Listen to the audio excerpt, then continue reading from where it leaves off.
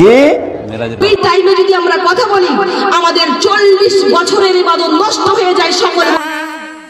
আল্লাহ তোমাদের দেবে। এই মহিলাকে বলেছে কথা পৈতৃক সম্পত্তির বাবার সম্পত্তি, আর কোন নেতা বলেছে মাত্র ভুল দিয়ে ঘেরা, তার চলা, তার ফিরা, তার কথা, তার বার্তা, তার বৈঠক প্রায় সবই মিথ্যে।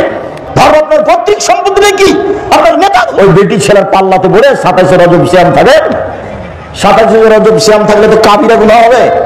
মহিলা বৈঠক জন্য সারা চাঁপাইনবাবগঞ্জ জেলাতে কোথাও না হয়, মহিলাদের কোনো বৈঠক হবে না, মহিলাদের কোনো বক্তব্য নেই। যে মেরাজ মানে 27 রজব মেরাজ রাত্রি, মেরাজের রাত্রে সেম।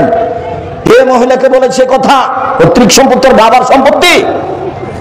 মহিলা জিজ্ঞাসা করে না কেন কোথা থেকে আসলো, আর কোন নেতা বলেছে 27 রজব সিয়াম থাকতে হবে মেরাজের রাত হিসাবে? ধর্ম কি তার বাবার নাকি? হেজলামি করে।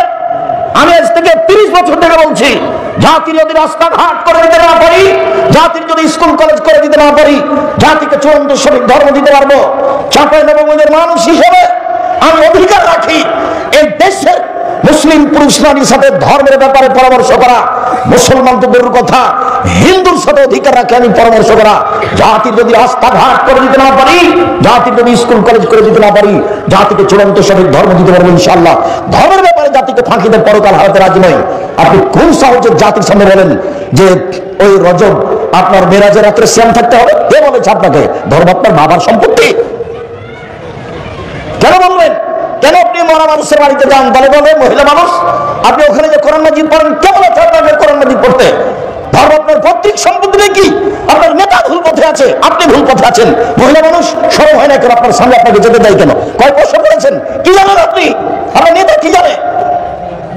জানেন আপনি? আপনার নেতা কি জানে? ধর্মের ব্যক্তিগত ব্যাপার নাকি? আপনি যা বলেন তার 60% 70% মিথ্যা আছে। বোরখা পরে মুজা পরে আপনি ধর্ম দেখাবেন না। আর এই বিকৃত ধর্ম আমরা দেখতে আসি না। আমরা চাঁপাইনবাবগঞ্জের মানুষ, আপনার হিসাব থাকা দরকার, আপনার লজ্জা থাকা দরকার, আপনার শরম থাকা দরকার। ধর্মের ভাবে বিক্রি করতে যায় না আপনি। আপনার স্বামী নেই, আপনার ভাই নেই, আপনাকে নিষেধ করে না। আয়েশা রাদিয়াল্লাহু তাআলা স্বামীর বাড়ি থেকে কোথায় দাওয়াত দিতে গেছিলেন? কোন জেলায় গেছিলেন? আয়েশার চেয়ে বেশি আপনি দামি, আয়েশার চেয়ে ধর্মের উপর আপনার বেশি ব্যথা। ধর্ম দেখাচ্ছেন আপনি। আয়েশা কোথায় গেলেন? স্বামী মরে যাওয়ার পরে 36 বছর যাবত আয়েশা বাড়িতে ছিলেন।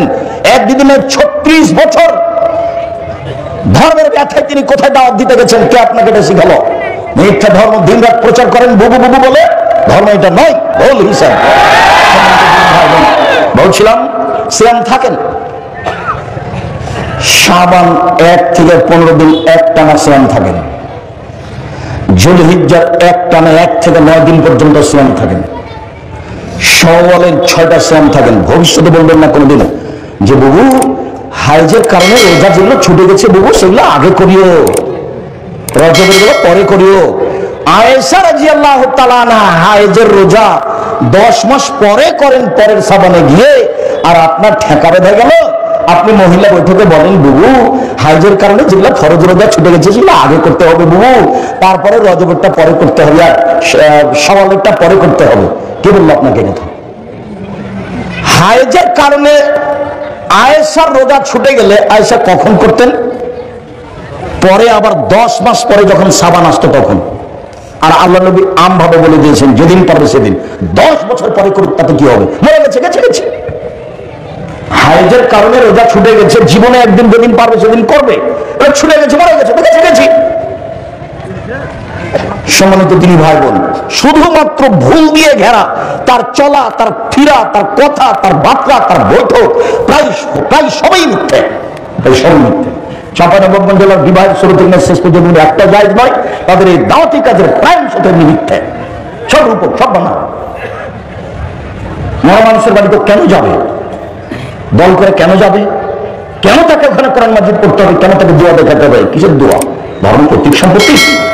আয়েশা কবে কোন মরার বাড়িতে গেলে দোয়া করলেন? কে আপনাকে শিখালো এগুলো?